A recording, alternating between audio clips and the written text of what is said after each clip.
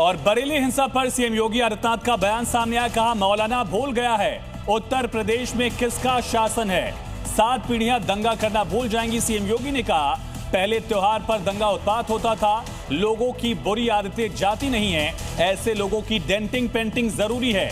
CM Yogi Adityanath ने कहा ऐसी कार्रवाई की जाएगी कि 7 पीढ़ी दंगा करना भूल जाएगी। मौलाना भूल गया शासन किसका है। सीएम योगी आदित्यनाथ का स्पष्ट संदेश। का 7 पीढ़ियां भी दंगा करना भूल जाएंगी, ऐसे लोगों की डेंटिंग पेंटिंग जरूरी है। सुनिए।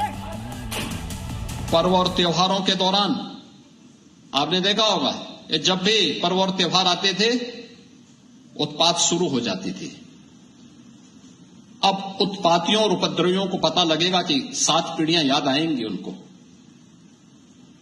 क्योंकि कभी कभी बुरी आदतें जाती नहीं लोगों के, तो उसके लिए उनकी डेंटिंग पेंटिंग करवानी पड़ती है कायदे से, जिससे उनकी बुरी आदतों को हम ठीक कर सकें।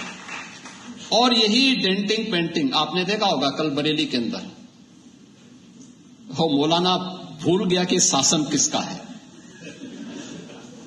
वो ये मानता था धमकी देंगे और हम जबरदस्ती जाम कर देंगे। हमने कहा जाम नहीं होगा, कर्फ्यू भी नहीं लगेगा, लेकिन कर्फ्यू का सबक तुम्हें ऐसा सिखा देंगे कि तुम्हारी आने वाली पीढ़ी दंगा करना भूल जाएगी। क्या तरीका है ये? आप सिस्टम को ब्लॉक करना चाहते हैं। और यही प्रवृत्ति थी यूपी के अंदर। 17 के पहले यही होता था, और हम इसी बात को कह सकते हैं कि 17 के बाद हमने कर्फ्यू भी नहीं लगने दिया, लेकिन ऐसे बैरियर को चुन चुन करके वे जिस प्रकार की भाषा को समझते थे उस प्रकार की भाषा से उनको समझा करके उसको उसकी सजा दिलाने का काम भी किया है। यूपी में अधिकारियों को सीएम योगी के सख्त निर्देश। कहा उपद्रवियों के खिलाफ और निर्णायक कार्रवाई। योगी बोले उपद्रवियों पर एक्शन का सही समय यही है। बरेली हिंसा के बाद यूपी में अलर्ट, कई जिलों में निकाला गया फ्लैग मार्च। संवेदनशील इलाकों में बड़ी पुलिस की तैनाती, ड्रोन से भी निगरानी।